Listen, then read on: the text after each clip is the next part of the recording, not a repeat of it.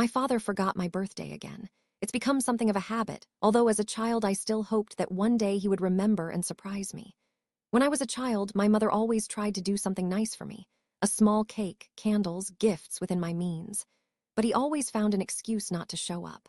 Work, a business trip, an important meeting. Over time, I stopped waiting and then stopped reminding me altogether. He simply didn't have time for me. When I grew up and started working, birthdays stopped being holidays and became yet another reminder that I had a father who didn't need me. This year, I bought myself a car. An expensive, beautiful one, the one I'd wanted for a long time. $70,000, a sum I saved up myself without anyone's help. For me, it was a symbol of having achieved something. I posted a photo on Instagram, not even thinking that my father would see it. But he did.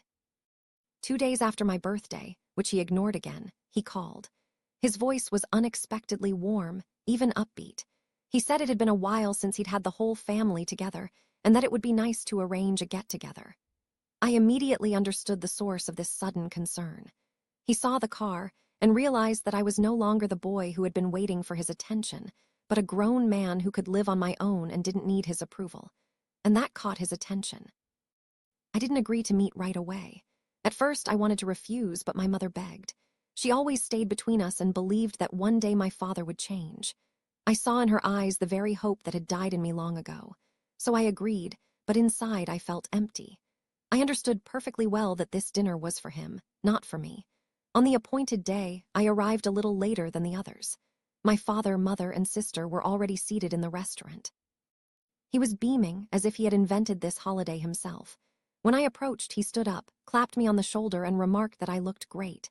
The conversation immediately smoothly turned to my car. He asked with interest where I bought it, how I chose it, how much I paid. There was no joy for me in his voice, but curiosity mixed with envy. I could see it. My sister looked at me with a certain wariness. She had always been closer to him than I was. He paid attention to her when we were growing up. He gave her gifts, supported her. But I was the odd one out. Mom smiled, trying to glue together the evening, but irritation was growing inside me. He tried to portray a caring father, and I remembered how, as a child, I would stand by the window and wait for him to come at least to my birthday party, but he never did. Wine gave way to food. The conversations became more formal. He told stories about his work, his affairs, his acquaintances. Everything as always. Only now he didn't forget to return to the subject of the car from time to time. How much is insurance? How much do I spend monthly on maintenance? What are my thoughts on reselling? I answered drily without emotion. His interest was too obvious. He wasn't happy for me. He was counting my money. My sister tried to keep the conversation going, my mother nodded, but I could see her eyes darting around, feeling the tension. As dinner was drawing to a close, my father said he was proud of me. His words rang so false that I almost laughed. Pride comes from being there when things are tough, not from showing up when everything is already working out. He didn't even notice that I didn't believe a word he said. After dinner, he offered to go to his place to continue the evening. I declined. I said I was tired. In reality, I just didn't want to see his ostentatious hospitality again. I got in the car and drove off. In the rearview mirror, I saw him looking at the car longer than at me. That was the whole point of his concern. A few days later, he called again. This time, he was talking about how glad he was that everything was working out for me and that maybe I could help him with a project. He was hinting at money. He didn't say it directly, but it was clear. And then I finally understood. For him, I had never been a son. I was just an accessory, something he could ignore while small and useless, and then approach when it grew and became profitable. I listened to his words for a long time, then simply said I'd think about it. But inside, I'd already made up my mind. I was no longer going to play at being a family that existed only in words. After that dinner, I didn't contact my father for a while. He called several times, but I was in no hurry to answer. I was growing irritated, and I knew that if I picked up, I'd say too much. But one day, my mother called herself and asked me to come to their house. She said my father wanted to have a serious talk, that he had changed and now understood his mistakes. I didn't believe him, but I went because I knew that if I refused, my mother would be upset. When I arrived, my father greeted me as if nothing bad had happened between us. He smiled, offered me tea, talked about the weather, about work. It all seemed so artificial that I could almost physically feel the pressure he was exerting on me with his feigned goodwill. My sister was there too. She was behaving differently than usual. She looked at me intently, as if waiting for me to do something wrong. The conversation started with casual topics, but quickly shifted to money. My father touched my car again, then began smoothly talking about how I probably had savings, that I was good at managing my finances, and could help the family if needed. I listened to his words and realized that he wasn't thinking for a second about what I'd gone through to achieve this. For him, it was a given, as if I'd just been lucky. At some point, my sister intervened. She said that I should understand that family is about supporting each other and that my father had always helped us, and now it was my turn to show concern. Those words cut me the hardest. Did my father help us? He only helped me with promises, but it turned out that he really helped my sister. I learned that a few years ago, when she was just starting out, he bought her a car, maybe not an expensive one, but still a car. He paid for her education and contributed to the rent. I sat and listened to this, and my stomach clenched. I remembered how I worked 2 jobs back then to pay for my own education, how I unloaded boxes at night in a warehouse and studied during the day. I remembered taking part-time jobs to buy my first used laptop, and how I counted every penny to pay for the dorm and food. I did it all myself.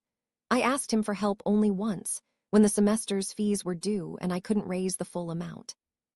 He said he couldn't afford it, that he was going through hard times. And a couple of weeks later, I accidentally found out from my mother that he'd bought my sister a new phone.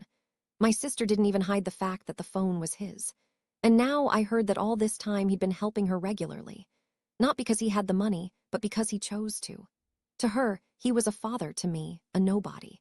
When he started talking again about how a family should stick together, I couldn't stand it anymore. I asked him point blank why, when I was going through a hard time, he always found an excuse to say no, while he helped my sister without question. Silence fell over the room.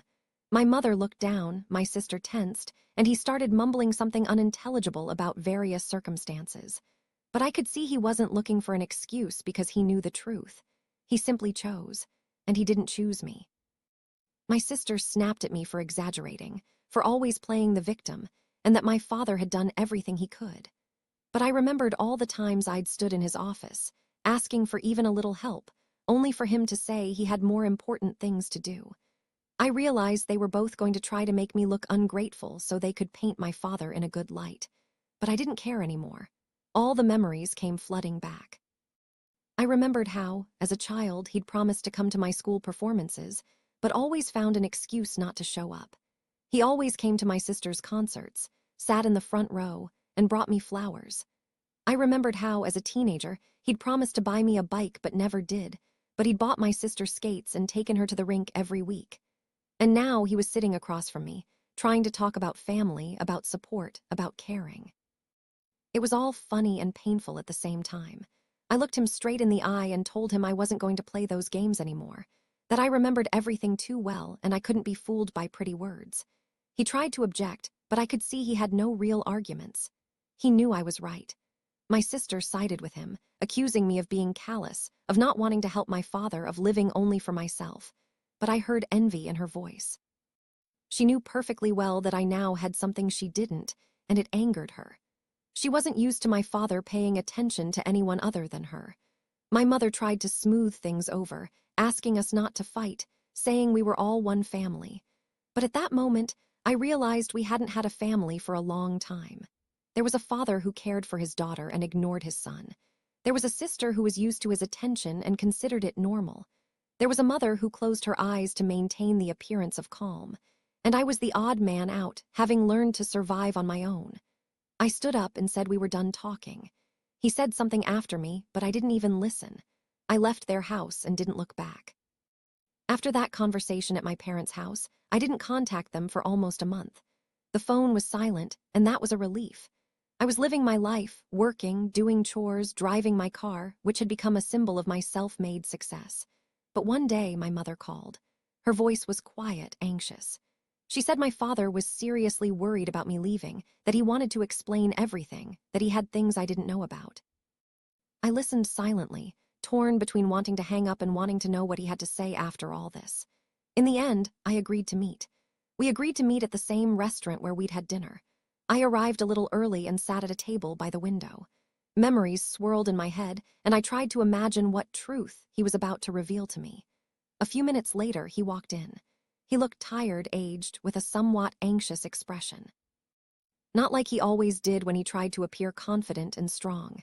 He sat down across from me, took a sip of water, and was silent for a long time. Then he began to talk. It turned out that his business hadn't been profitable in recent years. Debts were mounting. He'd taken out loans, covering them with new ones. He was putting up a good front, but inside, everything was crumbling. Helping his sister was also part of this plan. He'd invested in her, hoping that she would repay him in the future with care, support, and perhaps even take over part of the business. He saw her as hope and me as a risk.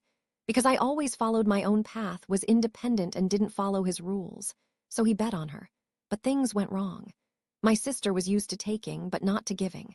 She didn't become his support or his successor. And now, when everything is falling apart for him, he looks to me.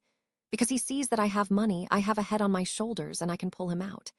His speech sounded like a confession, but I felt it wasn't remorse but calculation. He didn't regret having once ignored me.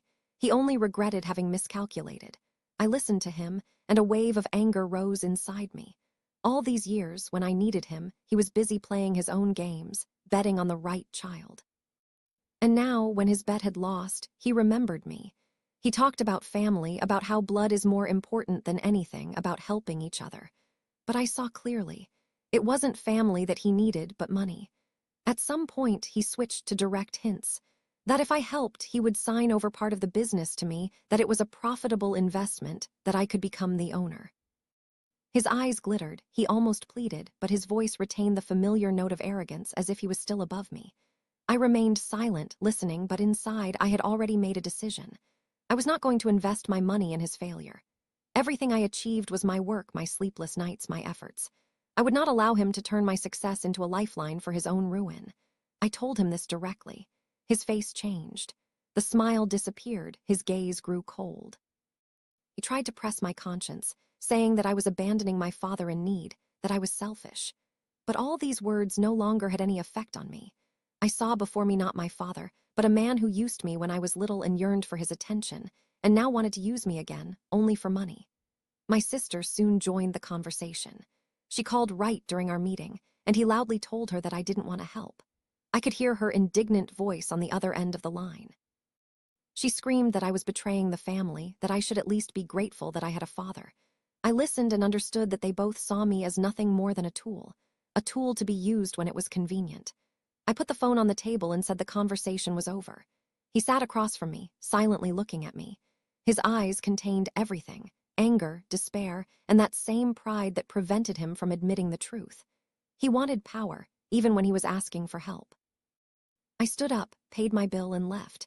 It was cool outside, so I got into the car and started the engine.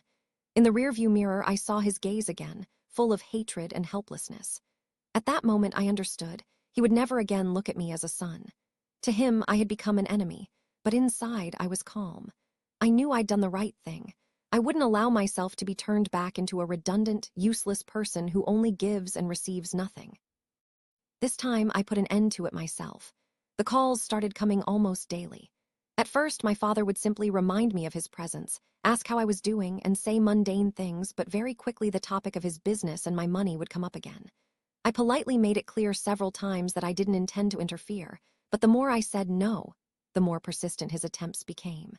Soon, my sister started calling too. Her tone was completely different. She didn't ask, she demanded. She insisted that I had to help my father because he had been supporting the family for so many years. Each call from her was like an accusatory monologue in which I always found myself at fault. I began to notice that they were acting together as if they were deliberately building up the pressure. One day he would call, another day she would call.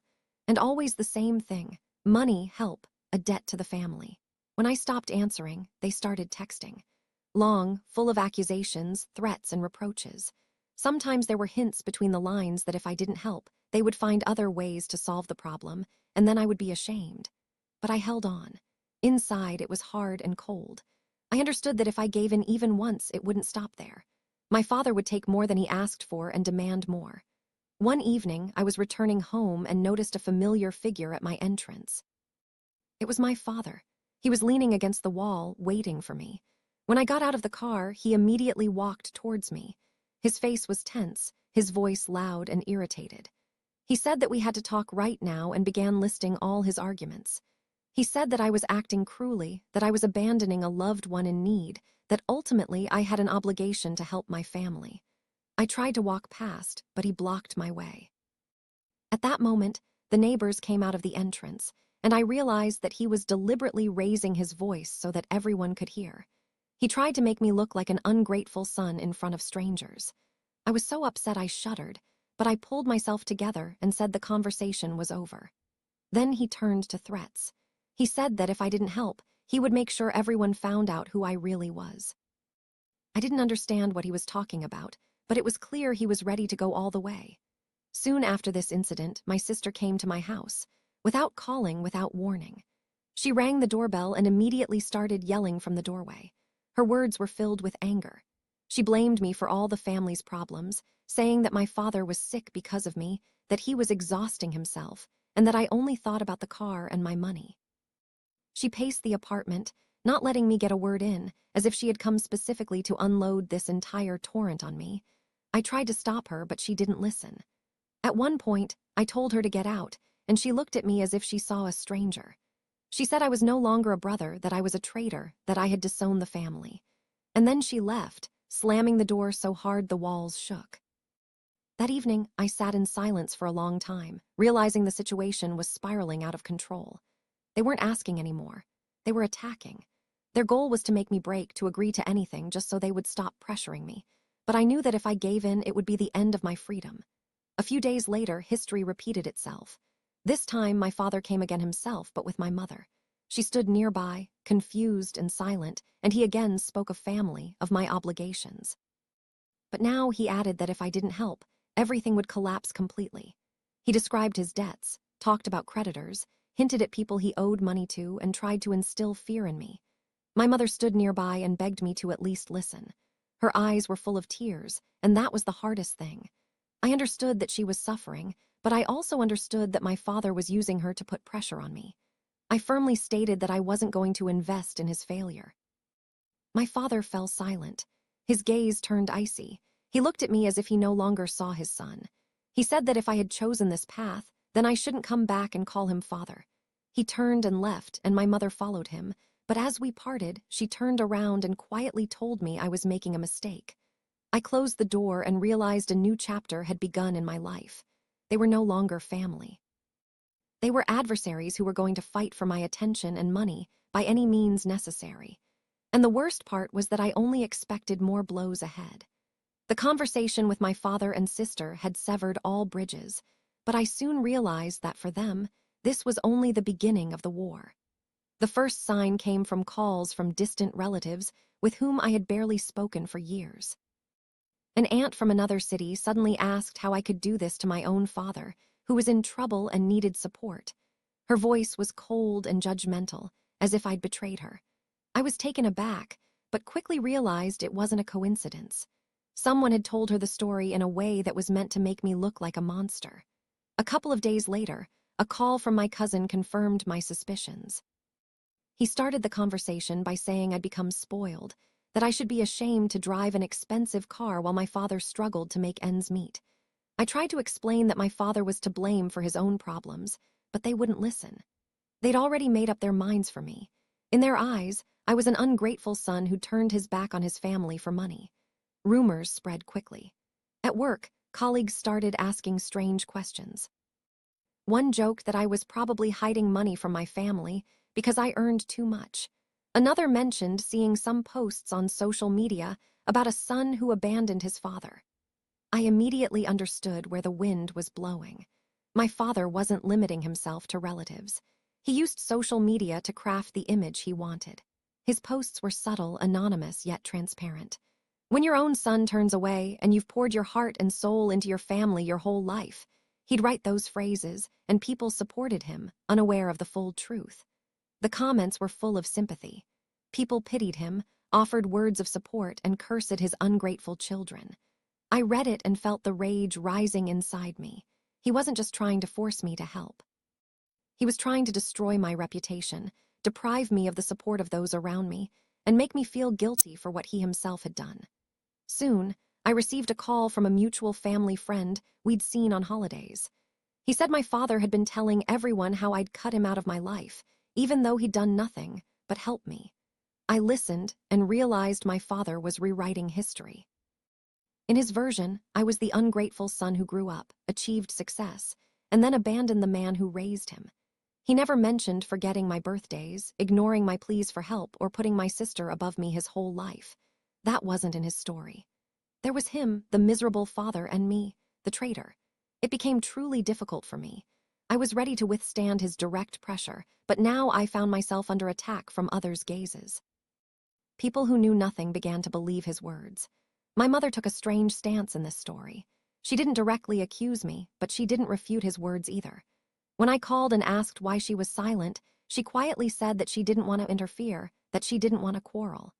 Her silence was worse for me than my sister's screams or my father's threats, because she knew the truth, but she chose to remain silent to keep the peace. This world was crumbling around me, and I was left alone against everyone. At work, I increasingly caught sideways glances. Coworkers with whom I had normal relationships began to distance themselves. I realized the rumors had reached here too. They didn't know the details, but the words "abandoned father" rang too loudly to ignore. I found myself in a position where any explanation I could give seemed like an excuse. Meanwhile, my father continued. His posts became increasingly frank. He wrote about how it hurts a mother to watch her son turn away from his father, though I knew perfectly well those were his words, not my mother's. He posted photos of himself and his sister hugging, captioning them with words about the importance of family support. He looked happy in these photos, and it was as if I'd been erased from their lives.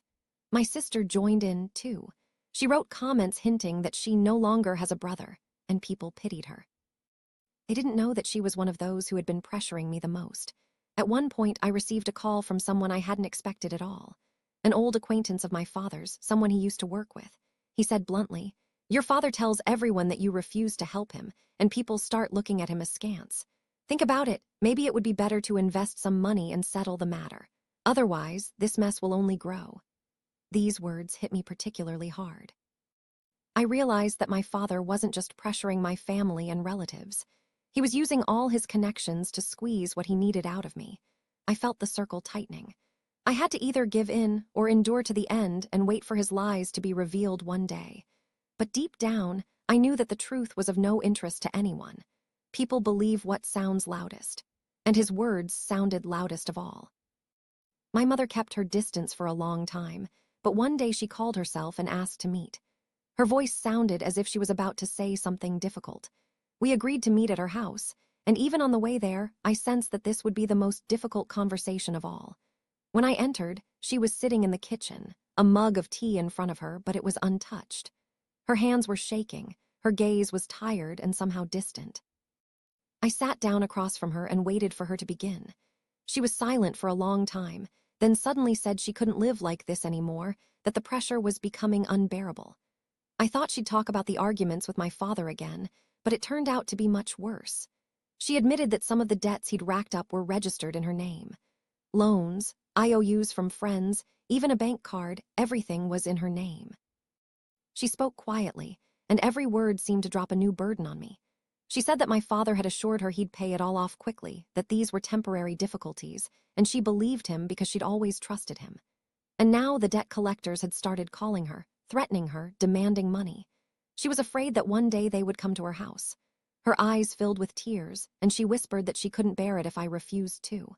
I sat and listened, my insides twisting. I knew my father was capable of involving anyone in his affairs, but I never thought he'd go so far as to put my mother at risk. She'd never known how to resist him. She'd forgiven him her whole life, turned a blind eye, and hoped for the best.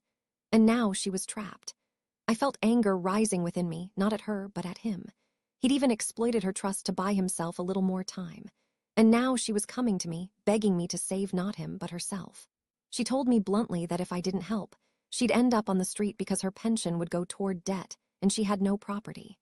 She cried and repeated that she'd never asked me for anything her whole life, that she'd always tried to be there for him, but now she needed my help. I listened and understood that this was the hardest part. Because my father had long ceased to be a father to me, my sister had become a stranger, but my mother remained the person I loved and respected. And now he dragged her in so deeply that the blow fell on me too. She didn't ask me to help him. She asked me to help her, but I knew that the money would still go down his drain. It was a bottomless pit he'd dug with his own hands. I understood that if I gave the money to him now, he'd feel victorious. He'd see he'd found a weak spot, that he could get through to me through Mom, and he wouldn't stop. But I also understood that if I refused, Mom would be at risk. I sat in front of her, and her words echoed in my head, mixed with memories. I saw her baking me little cakes for my birthdays when my father wasn't around as a child. I saw her supporting me when I entered university, when I didn't even have money for food.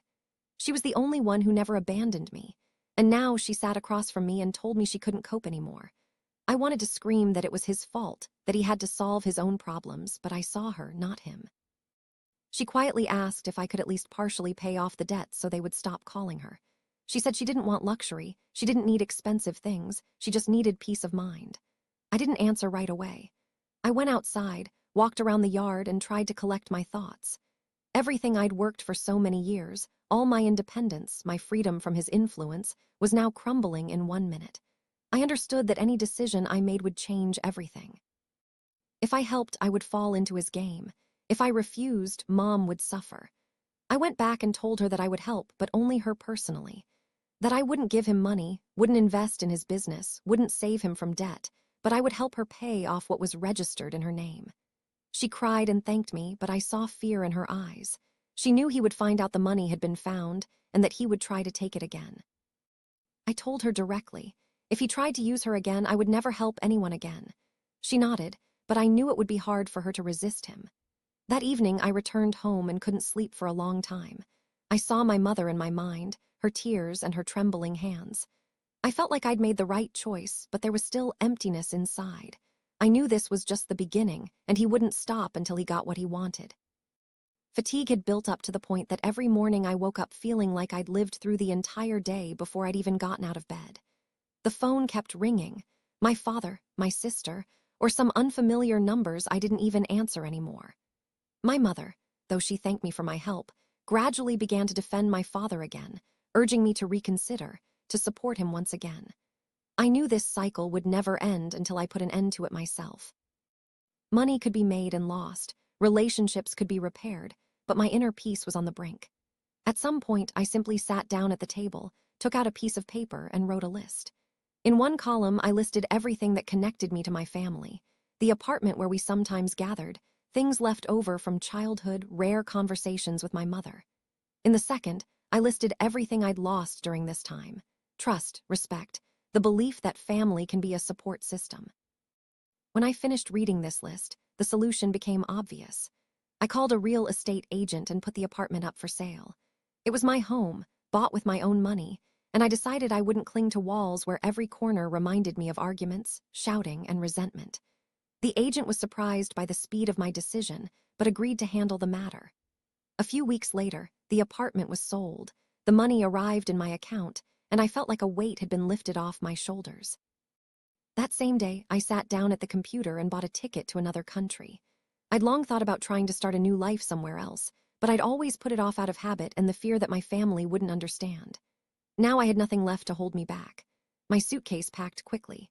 I took only the essentials: clothes, documents, a laptop, a few personal belongings. Old photo albums, gifts from childhood, everything that once meant so much to me, I left behind.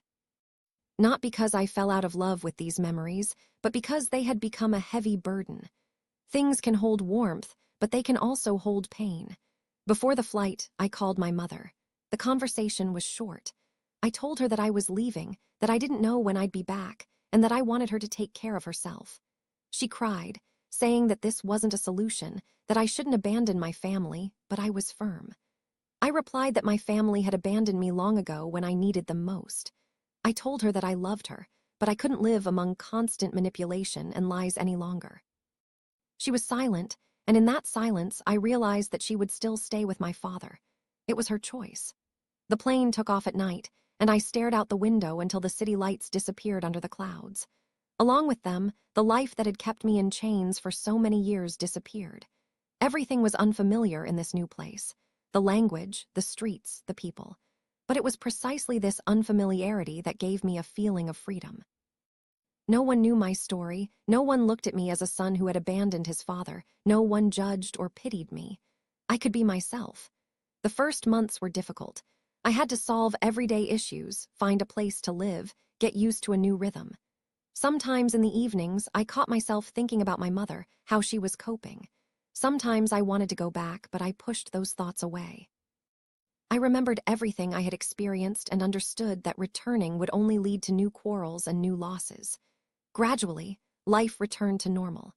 I found a job, made new acquaintances, and began to build what could be called my future. I didn't forget the past, but I no longer let it control me. I learned to live without the constant fear of the phone ringing and the screaming and demands on the other end.